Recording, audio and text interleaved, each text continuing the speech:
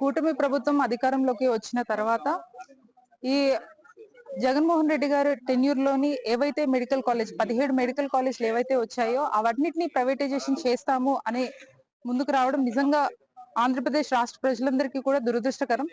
అలానే ఈ medical college privatisation ని వ్యతిరేకిస్తూ వైఎస్ఆర్ కాంగ్రెస్ పార్టీ ఈ రోజు చేపట్టిన కోటి సంతకాల సేకరణ కార్యక్రమాన్ని ఈ రోజు ఉక్కంపేట మండలానికి విచ్చేయడం జరిగింది. అయితే ఇక్కడ మనందరికీ ఆశ్చర్యం కలిగించే విషయం ఏంటంటే not only YSR Congress party నాయకులు వీళ్ళే కాకుండా ఇతర పార్టీల నుంచి కూడా వచ్చి, అంటే బీజేపీ, ఈవెన్ టీడీపీ నాయకులు కూడా వచ్చి ఈ కార్యక్రమంలో పార్టిసిపేట్ చేయడం నిజంగా ఆశ్చర్యకరం. అదే విధంగా ఈ ప్రైవేటైజేషన్ అనే విషయాన్ని మన రాష్ట్రం మొత్తం ఎలా ఉన్నా కూడా గిరిజన ప్రాంతంలోని ఇట్లాంటి ప్రైవేటైజేషన్ అన్నది మాత్రం నిజంగా అందరూ కూడా ఖండించవలసిన విషయం. ఎందుకు అంటే మా గిరిజన ప్రాంతంలోని వైద్యం కోసం, అంటే తరతరాలుగా వైద్యం అన్నది అందని ద్రాక్షగా ఉండేది.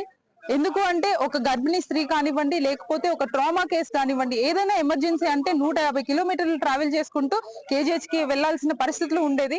అలాంటిది ఇలాంటి విషయాలన్నీ కూడా కన్సిడర్ చేస్తూ ఉద్దానంలోని సూపర్ స్పెషాలిటీ హాస్పిటల్ ఎంత మంచిగా నిర్మాణం చేశారో, అదే విధంగా మా గిరిజన ప్రాంతంలోని ఈ సికిల్ సెల్ ఎనీమియా కానివ్వండి, గర్భిణీ స్త్రీలు కానివ్వండి, ఏ ట్రామా కేసులు కానివ్వండి, ఇవన్నీ కూడా కన్సిడర్ చేస్తూ జగన్మోహన్ రెడ్డి గారు మా గిరిజన ప్రాంతంలో హెడ్ క్వార్టర్ అయిన పాడేరు నియోజకవర్గంలోని గవర్నమెంట్ మెడికల్ కాలేజ్ ని తీసుకురావడం జరిగింది.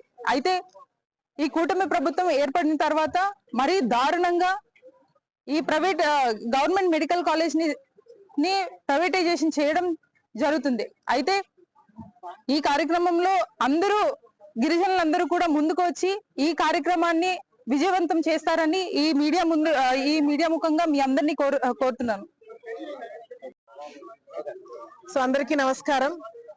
కూటమి ప్రభుత్వం అధికారంలోకి వచ్చిన తర్వాత చంద్రబాబు నాయుడు గారి యొక్క విధానం, సో పీపీపీ విధానాన్ని వ్యతిరేకిస్తూ ఏదైతే ప్రభుత్వం నడిపించాల్సినటువంటి మెడికల్ కాలేజెస్ ని ఈ పీపీపీ విధానంలో ప్రైవేటీకరణ చేసేదైతే నిర్ణయం ఉందో దానికి వ్యతిరేకంగా వైఎస్ఆర్ కాంగ్రెస్ పార్టీ అధ్యక్షులు మాజీ ముఖ్యమంత్రి వర్యులు జగన్మోహన్ రెడ్డి గారి యొక్క ఆదేశాల మేరకు నియోజకవర్గ స్థాయిలో అన్ని ప్రాంతాలకి వెళ్లి కోటి సంతకాల సేకరణ కార్యక్రమం ఏదైతే చేపట్టమని ఆదేశాలు జారీ చేశారో, ఈ రోజు ఉక్కంపేట మండలంలో హెడ్ క్వార్టర్ లోని ఈ కార్యక్రమాన్ని గౌరవ శాసనసభ్యులు రేగం మచ్చలింగం గారి ఆధ్వర్యంలో ఈ రోజు ఈ కార్యక్రమాన్ని నిర్వహించడం జరిగింది.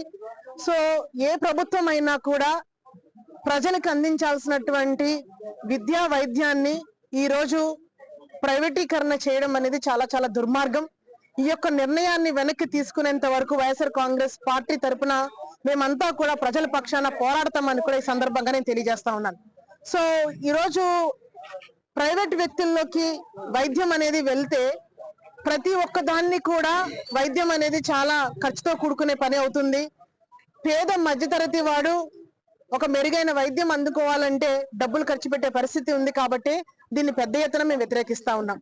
జగన్మోహన్ రెడ్డి గారి హయాంలో ఆయన ఇచ్చినటువంటి 17 మెడికల్ కాలేజీలు ప్రైవేటీకరణ చేసే కుట్రలో భాగంగా ఈ రోజు ఈ కూటమి ప్రభుత్వం నిర్ణయం తీసుకుంటా ఉంది. దయచేసి మీ నిర్ణయాన్ని వెనక్కి తీసుకోండి.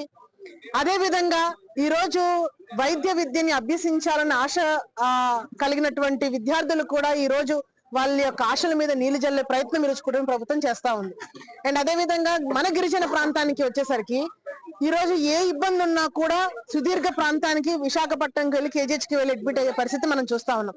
కానీ ఈ రోజు మెడికల్ కాలేజ్ రన్ అవుతుంది కాబట్టి ఈ రోజు మనకున్నటువంటి హాస్పిటల్ గవర్నమెంట్ జనరల్ హాస్పిటల్ గా ఉంటూ ఈ రోజు 100 బెడెడ్ హాస్పిటల్ గా ఈ రోజు అది ఉంటూ అదనంగా మెడికల్ కాలేజ్ వస్తే 500 బెడెడ్ హాస్పిటల్ అనేది మనకు వస్తుంది. కాబట్టి ఎలాంటి ఆరోగ్యపరమైన ఇబ్బందులు ఉన్నా కూడా మన ప్రాంతంలో మన గిరిజనులకి మన దగ్గర వైద్యం చేసే పరిస్థితి మనకు వస్తుంది. ఎక్కడెక్కడ ఉన్నటువంటి స్పెషలైజ్డ్ డాక్టర్లు అందరూ కూడా ఇక్కడికే వచ్చి ట్రీట్మెంట్ చేసే పరిస్థితి వస్తుంది. అండ్ అదే విధంగా మిగతా ప్రాంతాల్లో కూడా ఇదే రకమైనటువంటి పరిస్థితి కొనసాగాలనే ఈ రోజు మేము గట్టిగా ఈ నిర్ణయాన్ని మేము తీసుకున్నాం. కాబట్టి దయచేసి కూటమి నాయకులు మేము ఒకటే హెచ్చరిస్తా ఉన్నాము. ఈ రోజు పేద ప్రజల యొక్క కడుపు కొట్టకండి. వాళ్ళు ఏదైతే ఈ నిర్ణయాన్ని పీపీపీ విధానంలో ప్రైవేటైజేషన్ అనే పదాన్ని మీరు వెనక్కి తీసుకోవాలని కూడా మేము డిమాండ్ చేస్తా ఉన్నాం. Thank you. ఈరోజు రాష్ట్రం అంతా కూడా జిల్లాల వారీగా, నియోజకవర్గాల వారీగా, గ్రామ పంచాయతీల వారీగా ఈ రచ్చబండ కార్యక్రమం యొక్క ముఖ్య ఉద్దేశం ఏంటంటే, గతంలో 1925 నుంచి 2019 వరకు కేవలం 12 మెడికల్ కాలేజీలు, ప్రభుత్వ మెడికల్ కాలేజీలు 12 మాత్రమే ఇప్పటి వరకు గత పాలకులు నిర్మిస్తే 2019 తర్వాత జగన్మోహన్ రెడ్డి గారు ఆయన అందరికీ, పేదలందరికీ కూడా వైద్యం అందాలనే ఉద్దేశంతో 17 మెడికల్ కాలేజీలని నిర్మించడానికి తలపెట్టారు. అందులో సుమారు 10 మెడికల్ కాలేజీలు దాదాపుగా పూర్తయినాయి. అయినప్పటికీ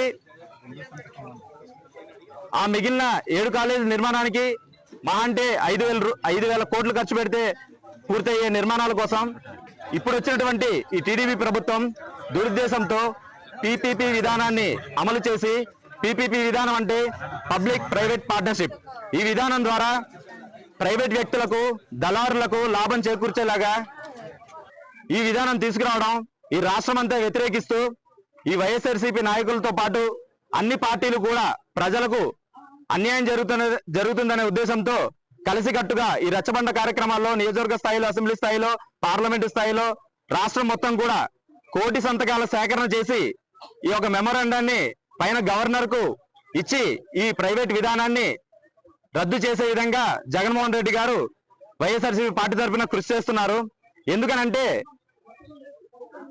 మనందరికీ తెలుసు, ప్రభుత్వ ఆసుపత్రుల్లో వైద్యం అంటే ప్రతి పేదవాడికి ఉచితంగా అందుతుంది. అదే ప్రైవేట్ వాడు దీన్ని ప్రైవేట్ పరం చేస్తే అందరికీ తెలిసిందే, తప్పకుండా మనం కూడా డబ్బు చెల్లించి ఏ ప్రైవేట్ వ్యక్తులు కూడా ఉచితంగా వైద్యం అనేది అందించరు. కనుక దీనిని, ఈ పీపీపీ విధానాన్ని రద్దు చేసి ఈ ఆసుపత్రుల యొక్క సేవలను ప్రజలకు ఉచితంగానే అందే విధంగా తీసుకురావాలని చెప్పేసి ఈ మిగిలిన మెడికల్ కాలేజీలు ఏవైతే పూర్తి కాలేజీలో వాటిని ఏదైతే పెండింగ్ ఉన్నాయో వాటిని పూర్తి చేసి ప్రజలకు అందుబాటులోకి తీసుకొచ్చి ప్రజలకు ఉచిత వైద్యం అందేలా చూడాలని చెప్పేసి ఈ గవర్నమెంట్ వారిని కూడా కోరడం జరుగుతుంది. కనుక ఈ రచ్చబండ కార్యక్రమానికి, రాష్ట్రం అంతటా జరిగే రచ్చబండ కార్యక్రమానికి ప్రజలందరూ కూడా తెలుసుకొని మీ 1 కోటి సంతకాల సేకరణలో పాల్గొని మీ వంతు సహకారం అందించి ఈ పీపీపీ విధానాన్ని రద్దు చేసే విధంగా అందరూ సహకరిస్తారని చెప్పేసి కోరుకుంటూ మీడియా మిత్రులకు ప్రత్యేక ధన్యవాదాలు తెలుపుతూ సెలవు తీసుకున్నాను. Thank you.